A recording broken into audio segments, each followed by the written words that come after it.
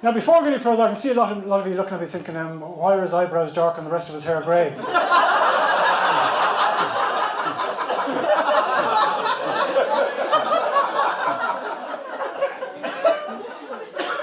I don't fucking know.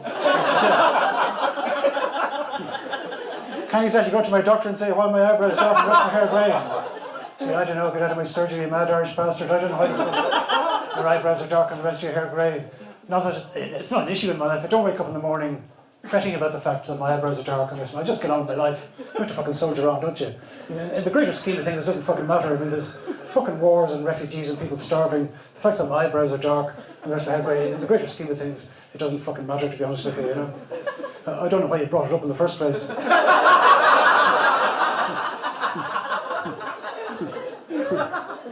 So it remains a mystery. I don't know why. It's a fucking mystery. One of the 7 8 wonders of the world. I don't know why the fuck it is. The only thing I can think of is that my eyebrows don't worry about things as much as the rest of my hair.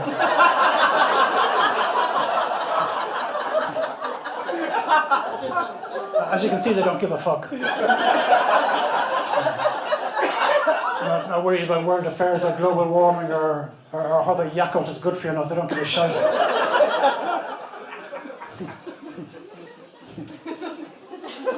So good. You all right there, little boy? Nice front row. There's a bit of a gap there. Was there somebody there that just fucked over the gun? Very nice long silk brunette hair, by the way. I didn't notice it. It's okay. What's your name? Kirsty. I'm not coming on to you, Kirsty. It's okay, relax. I'm old enough to be your very old boyfriend.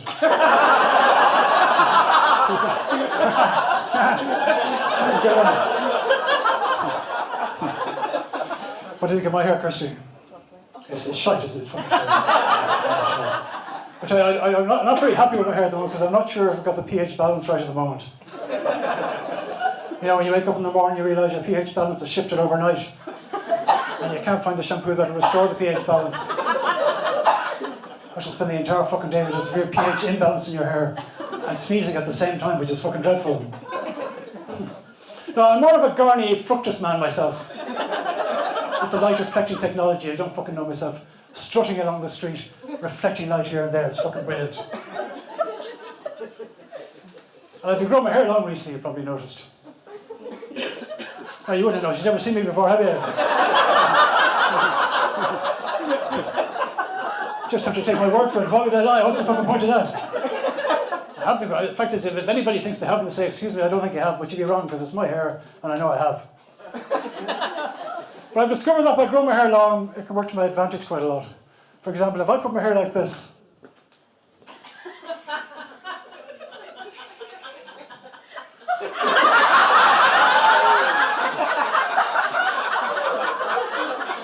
I can walk straight to the front of the queue and nobody will question me.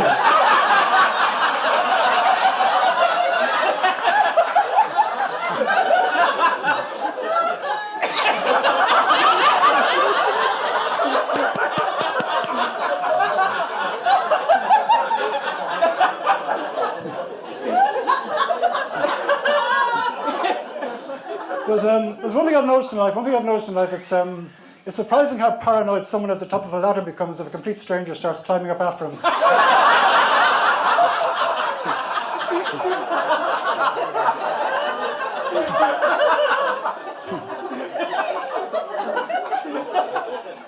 Particularly if I'm abroad somewhere, I start shouting guacamole halfway.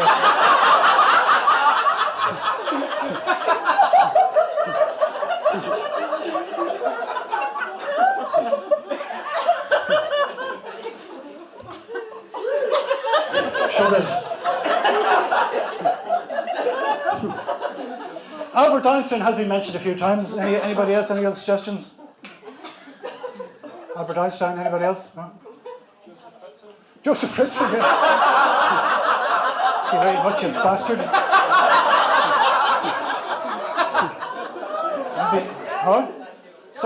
Doc Brown from Back to the Future, yeah. It's fucking weird you should say that. Because someone said the exact same thing to me at a gig I'm doing next week.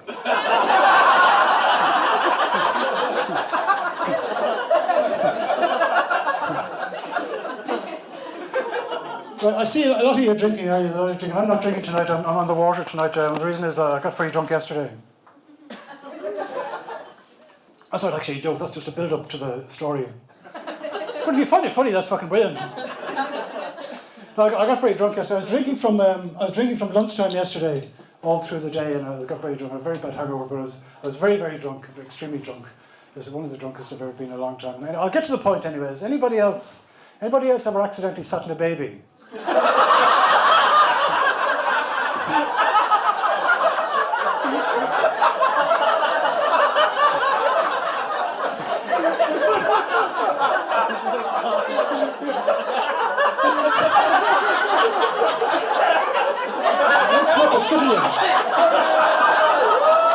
lie down. Just lie down.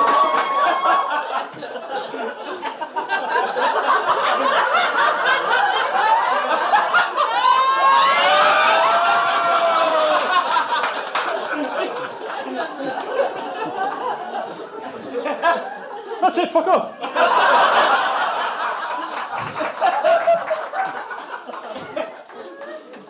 I personally blame the parents anyway for filling me with wine all afternoon to celebrate the baby's arrival. It wasn't my fucking fault, you know. I had a bit of an argument with the mother as well, because as far as I was concerned, the baby's nose looked exactly like that before I sat in it. I'm very adaptable. It'll fucking spring out again as the years go on. You fucking fussy, for fuck's sake. Only your fucking nose. Anyway, so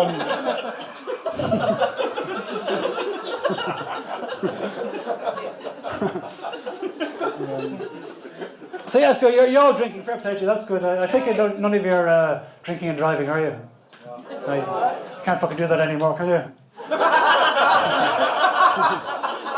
Fucking shite, isn't it? That's how we fucking learned to drink in my day. Fucking pissed out of fucking driving. There was actually when I was growing up in Ireland, there was a government drink drive campaign in the 50s and 60s, and the way it worked was there was a poster with 5 pints of lager in a row, and there was a cross against the 5th pint and said, if you're driving tonight, stay away from that 5th pint.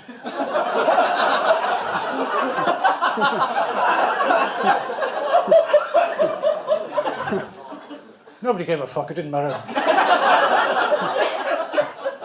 And if you accidentally clipped a pedestrian, you know, and he was fucking hobbling about holding his leg or something, you just get out of the car and say, sorry about that, mate, I'm a bit pissed. And he'd say, well, fair enough, as long as it wasn't on purpose.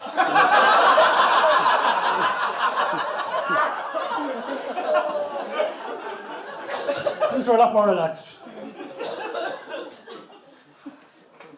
So, I was brought up in Ireland in the 50s and 60s. You're quite old, are you, pirate man? What age are you? 50. 51. 51. You're quite old anyway. But a lot of things have changed since those days, haven't they? What's your name again? Omar. Omar. Yeah.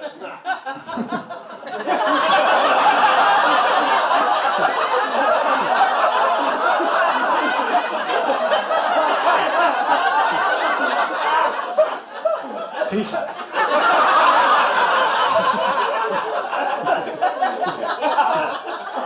So you've been a lovely audience, ladies and gentlemen. But a lot of things have changed since the 50s and 60s. There's been a lot of technological developments, hasn't there, since those days? And there was no Omar. There was no mobile phones then, was there? No. iPhones, iPads, PS2, PS3, Xbox 360. None of those things. Suicide bombers, yes, thank you very much. Anything else? Shut the fuck up then, right?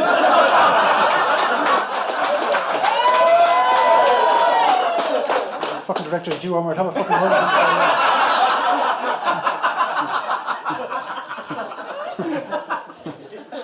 Suicide bombers? There's no suicide bombers then either, no. In fact, I'm not even sure if Soup of the Day was around then.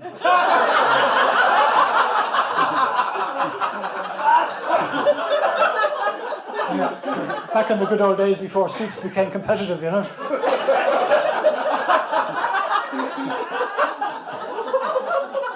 I remember when pork used to be just pork before people started fucking pulling it.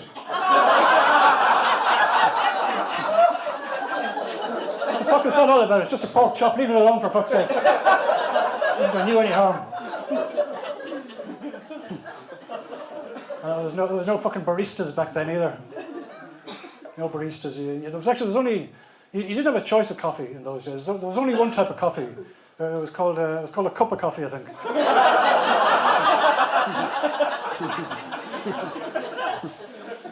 And if you went into a cafe in those days and asked for a skinny latte and a mozzarella with sun-dried tomatoes and some other fucking mozzarella or some shit, or a panini with sun-dried tomatoes and a mozzarella, that they'd probably disappear around the back and fucking call the police. A lot of things have changed, and there's a lot of good changes. A lot of sort of the division between men and women has changed. That's got a lot closer. Lots of women in important jobs and all that sort of thing, and women playing football. So I'm not quite sure about that one, really, to be honest with you. Maybe come back to you in a few years about that one. But a lot of things. There's one thing that hasn't changed. There's still one thing women can do that men can't do. That is, we can't go to each other's houses and try on each other's clothes.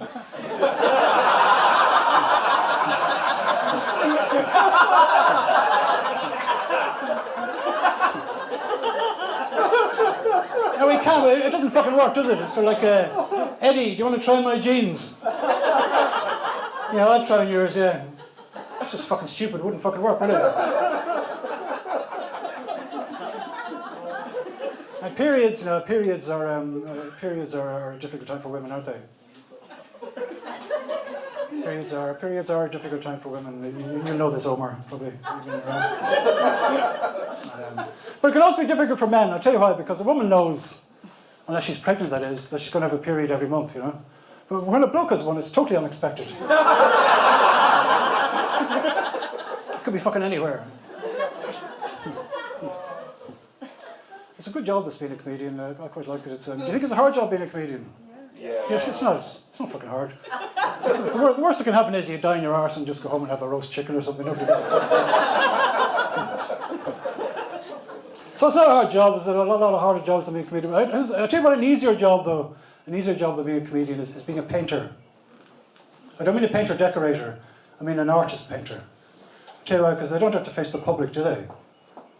Can't get fucking heckled painters. Just hang that painting up in an art gallery and piss off and do what they want. Don't have to face the public. I think some painters should be made squat underneath the paintings in art galleries. I think if it's just some pretentious shite where it's just a black canvas with a little white circle in the middle called nothingness or something like that. So you go into an art gallery like this.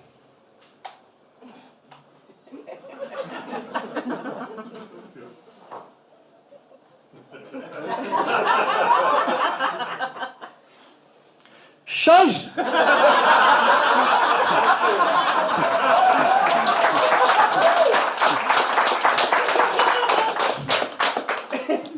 Any painters in?